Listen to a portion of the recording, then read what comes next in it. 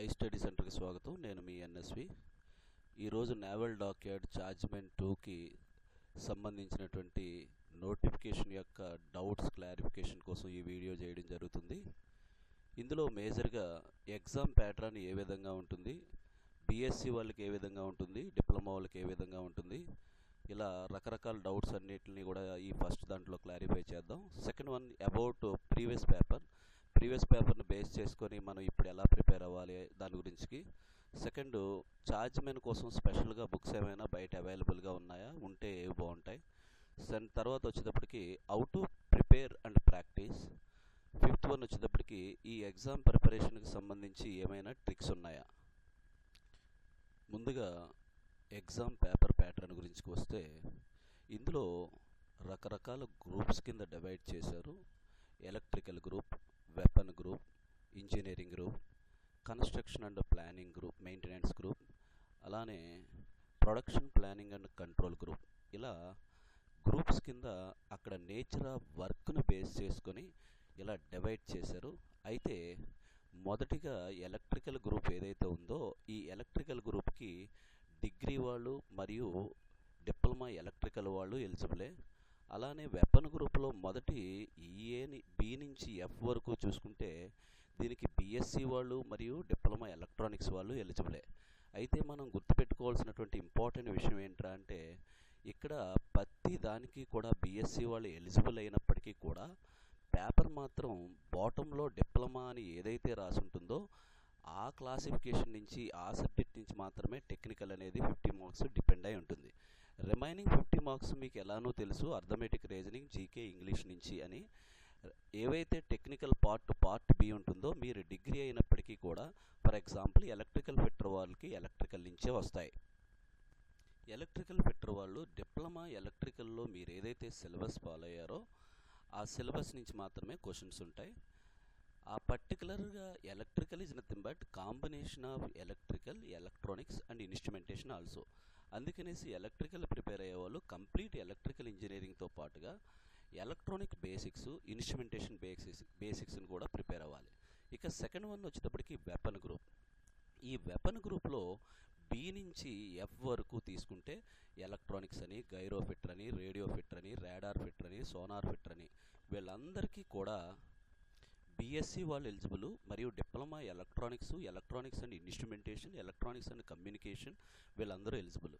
అయితే పేపర్ విషయానికి వచ్చేటప్పటికి వీళ్ళకి స్పెషల్గా ఎలా ఉంటుంది అని అంటే 30 to 35 బిట్స్ వరకు కంప్లీట్గా electronics and instrumentation, electrical basics, instrumentation basics నుంచి ఉంటూ, ఫర్ ఎగ్జాంపుల్ గైరో వాళ్ళకి గైరో టెక్నాలజీ మీద ఒక 10 to 15 బిట్స్, రేడియో వాళ్ళకి రేడియో కమ్యూనికేషన్ మీద ఒక 10 to 15 బిట్స్, రాడార్ వాళ్ళకి రాడార్ నుంచి 10 to 15 బిట్స్, సోనార్ వాళ్ళకి సోనార్ కమ్యూనికేషన్ మీద 10 to 15 బిట్స్. ఇలా ప్రతి క్లాసిఫికేషన్కి ఒక్కొక్క సపరేట్గా డిఫరెంట్ పేపర్ ఉంటుంది. అలానే ఆ టెక్నాలజీకి రిలేటెడ్గా 10 to 15 bits up to 20 bits వరకు అడగవచ్చు. బట్ రిమైనింగ్ 30-35 బిట్స్ ఏవైతే ఉంటాయో completely electronics and electrical basics and instrumentation నుంచి మాత్రమే ఉంటాయి. ఇక ఇన్స్ట్రుమెంటేషన్ ఫిట్టర్కి వచ్చేటప్పటికి diploma electronics and diploma instrumentation ఉంది. వీళ్ళతో కూడా సేమ్ కాన్సెప్ట్. కాకపోతే majority of bits electrical basics and electronics ఈ రెండిట్ల యొక్క అప్లికేషన్స్ నుంచి కూడా మోస్ట్ ఆఫ్ ది బిట్స్ ఉంటూ రిమైనింగ్ 15 to 20 బిట్స్ వరకు ఇన్స్ట్రుమెంటేషన్లో specialisation, particularly basic instrumentation, electronic instrumentation, biomedical instrumentation, pressure instrumentation, ఇలా సబ్ క్లాసిఫికేషన్స్ ఉంటే అందులోంచి ఎక్కువగా ప్రెజర్ ఇన్స్ట్రుమెంట్స్ నుంచి మోస్ట్ ఆఫ్ ది బిట్స్ ఉంటాయి. 10 to 15 బిట్స్ వరకు లేదా అప్ టు 20 బిట్స్ వరకు.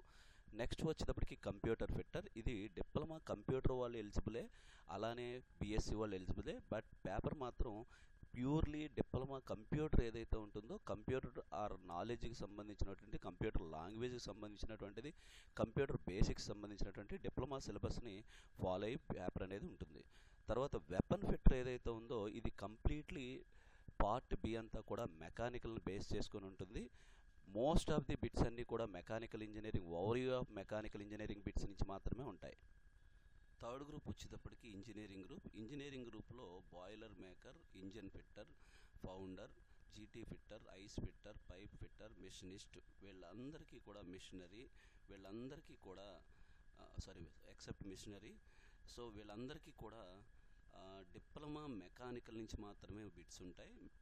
35 బిట్స్ వరకు మెకానికల్ నుంచి ఉంటూ, ఫర్ ఎగ్జాంపుల్ ఫౌండరీ తీసుకున్న వాళ్ళకి ఫౌండరీ టెక్నాలజీ మీద ఒక 10 to 15 బిట్స్ అని, ఫర్ ఎగ్జాంపుల్ ఐస్ ఫిట్టర్ ఇంటర్నల్ కంబషన్ ఇంజిన్స్ మీద ఒక 10 to 15 bits, pipe fitter plumber or plumbing work గురించి రిలేటెడ్గా ఒక 10 to 15 బిట్స్, ఆర్ మిషనిస్ట్ వాళ్ళకి మిషనిస్ట్కి సంబంధించినటువంటి మిషనరీకి సంబంధించినటువంటివి ఏవైతే ఉంటాయో వాటికి రిలేటెడ్గా ఒక 10 to 15 బిట్స్. రిమైనింగ్ 35 బిట్స్ ఏవైతే ఉంటాయో ఓన్లీ ఓవరాల్ మెకానికల్ ఇంజనీరింగ్ నుంచే వస్తాయి. సో నెక్స్ట్ వన్ వచ్చేటప్పటికి మిషనరీ కంట్రోల్ ఫిల్టర్స్. సో ఇది వచ్చేటప్పటికి ఫిల్టర్స్ వచ్చేటప్పటికి డిప్లొమా ఎలక్ట్రానిక్స్ వాళ్ళు ఎలిజిబుల్, ఇన్స్ట్రుమెంటేషన్ వాళ్ళు ఎలిజిబుల్. ఈ పేపర్ కూడా బీఎస్సీ అయినప్పటికీ కూడా only electronics and communication, electronics and instrumentation రిలేటెడ్గానే పేపర్ ఉంటుంది. నెక్స్ట్ R&Dకి రిలేటెడ్గా వీళ్ళకి వచ్చేటప్పటికి పేపర్ ఓవరాల్గా 35 బిట్స్ వరకు మాత్రం ఓవరాల్ మెకానికల్ ఇంజనీరింగ్ ఉంటుంది. రిమైనింగ్ 10 to 15 బిట్స్ వరకు R&D రిలేటెడ్గా బిట్స్ వస్తాయి. సో నెక్స్ట్ పార్ట్ వచ్చేటప్పటికి కన్స్ట్రక్షనల్ అండ్ మెయింటెనెన్స్ గ్రూప్ ఏదైతే ఉందో plater, welder, ship rider, lagger, rigger, ship fitter వీళ్ళు ఎవరైతే ఉన్నారో వీళ్ళందరూ కూడా మెకానికల్ ఇంజనీరింగ్ పేపర్స్ మాత్రమే వస్తాయి. కాకపోతే వెల్డర్, షిప్ రైడర్, ప్లేటర్ ఇలా వెల్డర్, ప్లేటర్ తీసుకుంటే iron work, iron metals work, metals properties ఇలాంటివి పర్టికులర్లీ వెల్డింగ్ యొక్క కండిషన్స్, వెల్డింగ్ యొక్క టైప్స్ వీటికి రిలేటెడ్గా ఒక 10 to 15 బిట్స్ ఉంటూ రిమైనింగ్ అంతా ఓవరాల్ మెకానికల్ ఇంజనీరింగ్ ఉంటుంది. ఒకవేళ మీరు షిప్ రైడర్ తీసుకుంటే కార్పెంటర్ వర్క్ రిలేటెడ్గా పర్టికులర్గా ఒక 10 to 15 బిట్స్ ఉండి రిమైనింగ్ అంతా కూడా మెకానికల్ ఇంజనీరింగ్ ఉంటుంది. లైక్ ఫర్ ఎగ్జాంపుల్ రిగ్గర్ తీసుకుంటే same power transmission and cranes, belt drives ఏవైతే స్వింగ్స్ ఈ రిలేటెడ్ టెక్నాలజీ రిలేటెడ్గా ఒక 10 to 15 బిట్స్ ఉంటాయి. రిమైనింగ్ అంతా కూడా మెకానికల్ ఇంజనీరింగే ఉంటుంది. మిల్ రైడర్ తీసుకుంటే సేమ్ మిల్ రైడర్గా మిషనరీ అసెంబ్లింగ్ అండ్ డిసెంబ్లింగ్ ఏదైతే ఉంటుందో దానికి రిలేటెడ్గా 10 to 15 బిట్స్ వరకు ఉంటాయి. రిమైనింగ్ అంతా కూడా కంప్లీట్లీ మెకానికల్ ఇంజనీరింగే ఉంటుంది. పెయింటర్కి సపరేట్గా పెయింటర్ అనేటువంటి డిప్లొమాలో మీరు ఐటీఐ డిప్లొమాలో పెయింటర్ అనేది సంబంధించి సిలబస్ ఏదైతే ఉందో ఆ సిలబస్ని ఫాలో అవ్వండి. Completely under ground painting and water painting, అలానే కెమిస్ట్రీ నుంచి ఈ ఒక్క దానికి మాత్రం కెమిస్ట్రీ నుంచి మోస్ట్ ఆఫ్ ది బిట్స్ వస్తూ ఉంటాయి. సో కెమిస్ట్రీ అండ్ పెయింటర్ రెండు కూడా ఇంటర్లింక్డ్గా ఉంటాయి, వాటికి రిలేటెడ్గా ఉంటుంది. నెక్స్ట్ వన్ వచ్చేటప్పటికి సివిల్ వర్క్స్ పేపర్ ఏదైతే ఉందో ఇది కంప్లీట్లీ డిప్లొమా సివిల్ మీదే ఉంటుంది. సో 50 బిట్స్ ఏవైతే ఉంటాయో డిప్లొమా సివిల్కి సంబంధించినవే ఉంటాయి. ఇక లాస్ట్గా production planning and control group ఏదైతే ఉందో ఈ ఒక్క గ్రూప్కి మాత్రం ఎవరెవరు ఎలిజిబుల్ రా అంటే సీరియల్ నెంబర్ ఏ నుంచి, ఏ ఈజ్ నథింగ్ బట్ ఎలక్ట్రికల్ నుంచి సీరియల్ నెంబర్ ఏబి అంటే పర్టికులర్లీ సివిల్ వరకు ప్రతి ఒక్కరూ ఎలిజిబులే. సో ఇప్పటి వరకు జరిగినటువంటి పేపర్స్ అన్నిటిలో అయితే పార్ట్ బి మెకానికల్ అయినా ఉంటుంది, లేదా ఎలక్ట్రానిక్స్ అయినా ఉంటుంది, ఎలక్ట్రికల్ అయినా ఉంటుంది. బట్ ఇక్కడ వచ్చేటప్పటికి ఎలక్ట్రికల్ వాళ్ళు, ఎలక్ట్రానిక్స్ వాళ్ళు, ఇన్స్ట్రుమెంటేషన్ వాళ్ళు ఆల్మోస్ట్ ఆల్ గ్రూప్స్ అన్నీ ఎలిజిబుల్. కాబట్టి పేపర్ అనేది మేబీ ఒక 10 to 15 బిట్స్ వరకు ఎలక్ట్రికల్ మీద, 10 to 15 బిట్స్ వరకు ఎలక్ట్రానిక్స్ అండ్ ఇన్స్ట్రుమెంటేషన్ మీద అండ్ ఎలక్ట్రానిక్స్ అండ్ కమ్యూనికేషన్ మీద, ఇంకొక 10 to 15 bits overall mechanical engineering మీద, ఒక 10 to 15 బిట్స్ వచ్చేటప్పటికి సివిల్ ఇంజనీరింగ్ మీద, ఒక 10 to 15 బిట్స్ వచ్చేటప్పటికి కంప్యూటర్ మీద, ఇలా ఓవరాల్ ఆల్ డిప్లొమా లెవెల్ ఏవైతే బ్రాంచెస్ ఉన్నాయో అన్నిటికి రిలేటెడ్గాను ఈ టెక్నికల్ పేపర్ ఉండొచ్చు. మీరు బీఎస్సీ అయినా ఎంఎస్సీ అయినా ఏదైనప్పటికీ కూడా వాడు బీఎస్సీని దృష్టిలో పెట్టుకొని మాత్రం పేపర్ డిజైన్ చేయడు. బాటంలో ఉన్నటువంటి డిప్లొమా ఏదైతే బ్రాంచ్ రాశాడో దాన్ని బేస్ చేసుకుని పార్ట్ బి అనేది ఉంటుంది. ఇక బీఎస్సీ వాళ్ళకి మీరు మీరు అనుకుంటే కనుక మీకు ఫిజిక్స్లో ఎలక్ట్రికల్కి రిలేటెడ్గా సో మెనీ టాపిక్స్ వస్తాయి. Like electromagnetism, electricity or basic electronics, transformers ఇలా వస్తాయి. అందువల్ల మీరు ఎలక్ట్రికల్ అనే బ్రాంచ్కి ఎలిజిబుల్. ఒకవేళ మీరు మెకానికల్ అప్లై చేసి ఉంటే థర్మోడైనమిక్స్ అని, హీట్ ట్రాన్స్ఫర్ అని, హైడ్రాలిక్స్ అని ఇలా ఏవైతే మెకానికల్ బ్రాంచ్కి రిలేటెడ్ టాపిక్స్ ఉంటాయో అవే టాపిక్స్ మీకు ఫిజిక్స్లో వస్తాయి. సో వాడి ఉద్దేశం మీరు ఇవన్నీ చదువుంటారు కాబట్టి మీకు ఎలిజిబిలిటీ ఇచ్చాడు. సెకండ్ క్వశ్చన్ వచ్చేటప్పటికి అబౌట్ ప్రీవియస్ పేపర్. చాలామంది ప్రీవియస్ పేపర్ ఎలా ఉంటుంది ఏంటి అని అడుగుతున్నారు. ఈ ప్రీవియస్ పేపర్ గురించి కనుక మనం డిస్కస్ చేస్తే మనకి ప్రీవియస్ రిక్రూట్మెంట్ అనేది అరౌండ్ 2016 ఎండింగ్లో పడింది. అది కూడా ఇలా అందరికీ కలిపి ఒకటే క్లాసిఫికేషన్, అందరికీ కలిపి ఒకటే క్లాసిఫికేషన్గా ఇచ్చాడు. ఇది 2017లో ఎగ్జామ్ జరిగింది. అంటే దాదాపుగా ఇప్పటికీ ఎన్ని సంవత్సరాలు అయిందిరా అంటే ఒక 5 to 6 ఇయర్స్ అయిపోయింది. ఈ 5 to 6 ఇయర్స్లో ఎగ్జామ్ పేపర్ ప్యాటర్న్ మారిపోతుంది, గైడ్లైన్స్ మారిపోతుంది, ఆ ఏజెన్సీ మారిపోతుంది. కాబట్టి ఓల్డ్ పేపర్ని రెఫరెన్స్గా తీసుకొని ఇప్పుడు ప్రిపేర్ అవ్వద్దు. సో కాబట్టి ఓల్డ్ పేపర్ 5-6 ఇయర్స్ అప్పట్లో ఆఫ్లైన్ ఎగ్జామ్ జరిగింది, ఇప్పుడు ఆన్లైన్ ఎగ్జామ్ జరుగుతుంది. అప్పట్లో కొన్ని బుక్స్ నుంచి రెఫర్ చేసుకొని ఇచ్చేవారు, ఇప్పుడు అలా కాదు, సో మెనీ వెబ్సైట్స్ నుంచి రెఫర్ చేసుకొని ఇస్తున్నారు. కాబట్టి ఓల్డ్ పేపర్ని ఎక్స్పీరియన్స్గా తీసుకొని, ఓల్డ్ పేపర్ యొక్క కట్ ఆఫ్ని ఎక్స్పీరియన్స్గా తీసుకొని, లేదా వాటి యొక్క మోడల్ ఆఫ్ బిట్స్ని ఎక్స్పీరియన్స్గా తీసుకొని ప్రిపేర్ అవ్వడం అయితే చెయ్యొద్దు. థర్డ్ వన్, చార్జ్మెన్కి ఏమైనా బుక్స్ ఉన్నాయా? నిజానికి ఏ ఒక్క గవర్నమెంట్ జాబ్కి ఒక సింగిల్ బుక్ అంటూ ఉండదు. అలానే కొంతమంది సోషల్ మీడియాలో, టెలిగ్రామ్, వాట్సాప్లో చార్జ్మెన్ కోసం అంటూ ఒక బుక్ ఉంది, ఈ బుక్ ఓకేనా, ఆ బుక్ ఓకేనా, ఈ మెటీరియల్ ఓకేనా అంటున్నారు. So single material, single books అనేవి ఏవి కూడా ఏట్లకి ఉపయోగపడవు.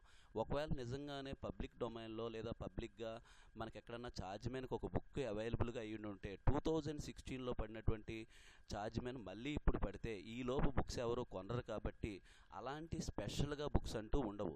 కాకపోతే వాళ్ళు ఏం చేస్తూ ఉంటారు అని అంటే, ఇన్సైడ్ మెటీరియల్ అంతా అన్నిటికీ సేమే ఉంటుంది, అవుట్ సైడ్ మాత్రమే జస్ట్ కవర్ పేజ్ మాత్రమే మార్చి పబ్లిసిటీ చేస్తూ ఉంటారు. కాబట్టి మీరు చదివేటప్పుడే మీ లిమిట్స్ ఏంటి, బౌండరీస్ ఏంటి, ప్రస్తుతం నీకు సంబంధించినటువంటి క్లారిటీగా సరిపోతుందా లేదా అని చూసుకోవాలి. ఎగ్జాంపుల్కి మెకానికల్ వాళ్ళు తీసుకున్నారు అని అనుకుంటే కనుక R K Jain, R S Kurmi. So ఏవైతే ఈ 2 బుక్స్ ఉన్నాయో డిప్లొమా వాళ్ళకి అవే బుక్స్ వాడతారు, బీటెక్ వాళ్ళకి అవే బుక్స్ వాడతారు. బట్ డిప్లొమా వాళ్ళు వచ్చేటప్పటికి 3 ఇయర్స్ తక్కువగా చదువుతారు, బీటెక్ వాళ్ళు వచ్చేటప్పటికి 3 ఇయర్స్ ఎక్కువగా చదువుతారు. ఇద్దరికీ కలిపి ఒకే బుక్ మనం ప్రిపేర్ అవుతున్నాము అని అంటే ఆ బుక్లో నీకు లిమిట్స్ ఏమున్నాయి, నీ వరకు డెప్త్ ఎంత ఉంది, నీకు బౌండరీస్ ఏమున్నాయి అనేది నీకు ముందుగా తెలియాలి. కాబట్టి బుక్స్ ప్రిపేర్ అయ్యేటప్పుడు ఏ బుక్స్ అయినా సరే 1, 2, 3 కొన్ని టాపిక్స్ మాత్రమే కొన్ని స్పెషల్గా ఉంటాయి. కాబట్టి బుక్స్ అంటూ ప్రత్యేకంగా ఒక బుక్ 2 బుక్స్ ప్రిపేర్ అవ్వకండి. కొన్ని బుక్స్ మీకు కవర్ చేసిన 50 బిట్స్లో 30-35 బిట్స్ కవర్ చేసిన రిమైనింగ్ 15 బిట్స్ కోసం మోర్ దెన్ 10 బుక్స్ చదవాల్సి వస్తుంది.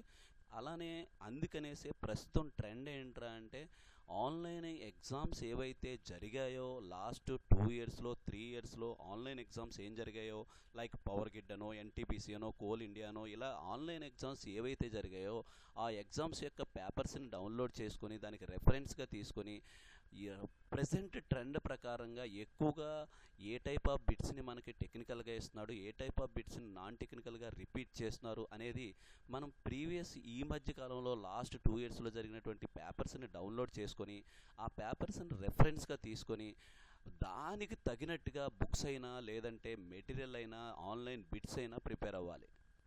Next fourth one, how to prepare and practice. Prepare అనేది కంప్లీట్లీ డిఫరెంట్, ప్రాక్టీస్ అనేది completely different. Prepare is nothing but ఏదైనా ఒక టాపిక్ గురించి తెలుసుకోవడం, టాపిక్ మీద నాలెడ్జ్ పెంచుకోవడం. లైక్ ఫర్ ఎగ్జాంపుల్ థర్మోడైనమిక్స్ అయితే అది మనం క్లాసెస్లో జరిగినప్పుడు విన్నప్పుడు మనం పూర్తిగా తెలుసుకొని ఉండుంటే that is called as prepare అని అంటాం. దాని మీద నీకెంతవరకు గెయిన్ అయి ఉన్నావి అని చేయడాన్ని ఏమంటారంటే ప్రాక్టీస్ అంటాం. ఎప్పుడైనా ఒక ఎగ్జామ్కి 45 డేస్ 60 డేస్ బిఫోర్ మనం చేయాల్సిన పని ఏంట్రా అంటే practice, not a prepare. Because subject నేర్చుకోవడం అనేది అన్లిమిటెడ్, కొన్ని వేళ్ల తరబడి పడుతుంది. సో అలా గుడ్డిగా మనం ప్రాక్టీస్ చేయలేం. కాబట్టి కొన్ని రెఫరెన్స్ బుక్స్ తీసుకొని వాట్ ఈజ్ వాట్ అని మీరు ఇప్పటికే తెలుసుకొని ఉండాలి. లేదా అంతంత తెలుసుకోవడానికి అంతగా డిస్క్రిప్టివ్ బుక్స్ చదువుతూ టైం వేస్ట్ చేసుకోలేకపోతే ఎవరి చేతన్నా చెప్పించుకోవాలి, ఏదన్నా క్లాసెస్లో జాయిన్ అవ్వాలి.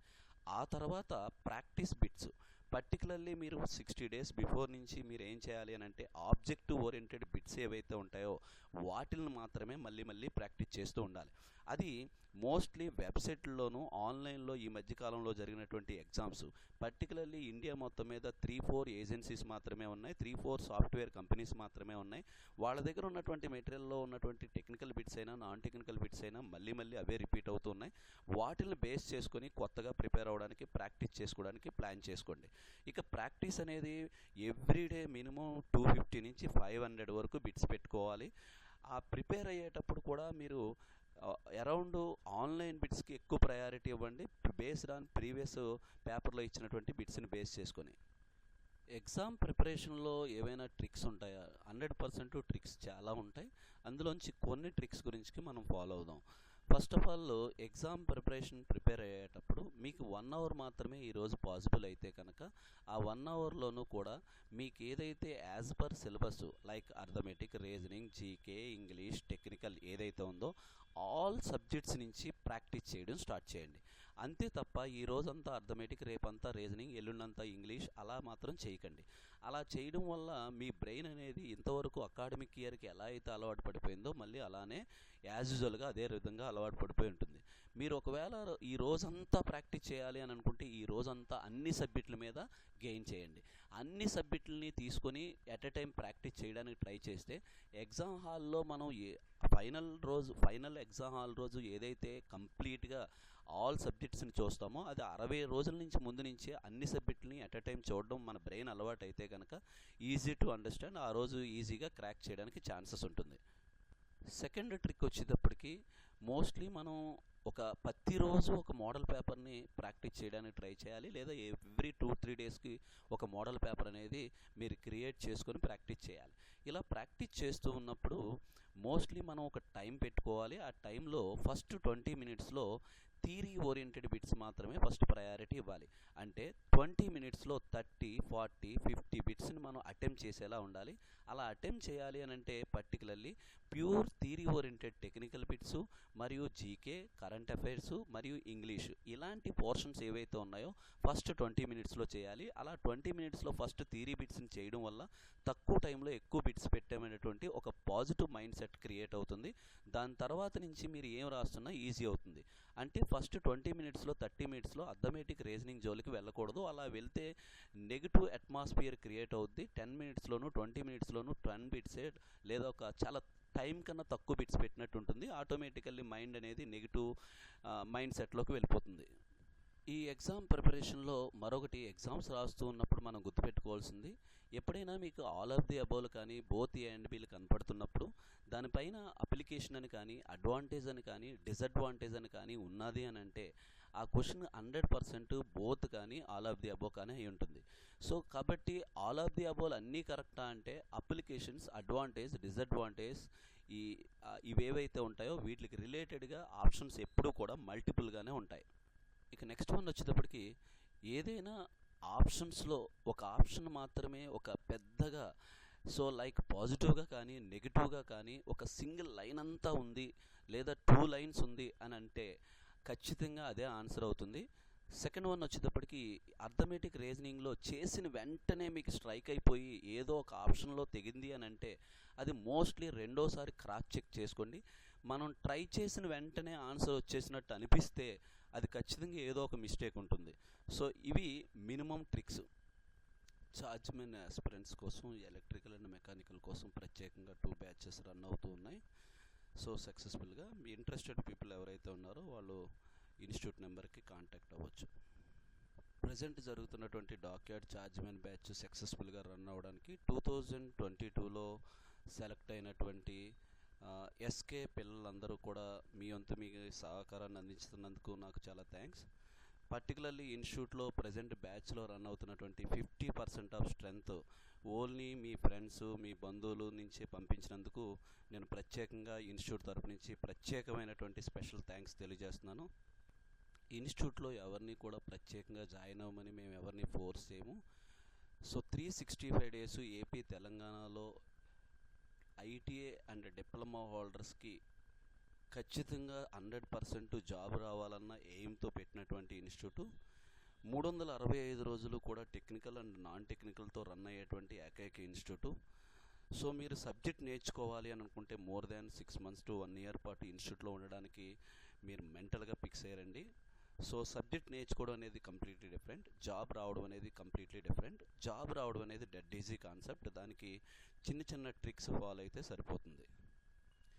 ఈ నేవల్ డాక్యార్డ్ గురించి మన దగ్గర సెలెక్ట్ అయినటువంటి 200 మంది పైగా స్టూడెంట్స్ వర్క్ చేస్తున్నారు. వాళ్ళ యొక్క సోర్స్ని బేస్ చేసుకొని మరియు 10 మందికి పైగా మన ఫ్యాకల్టీ కమ్ ఫ్రెండ్స్ ఎవరైతే నేవల్ డాక్యార్డ్లో పనిచేస్తున్నారో వాళ్ళ యొక్క ఇన్ఫర్మేషన్ బేస్ చేసుకొని, వాళ్ళ యొక్క ఫీడ్బ్యాక్ని బేస్ చేసుకొని ఈ క్లారిటీ ఇవ్వడం జరిగింది.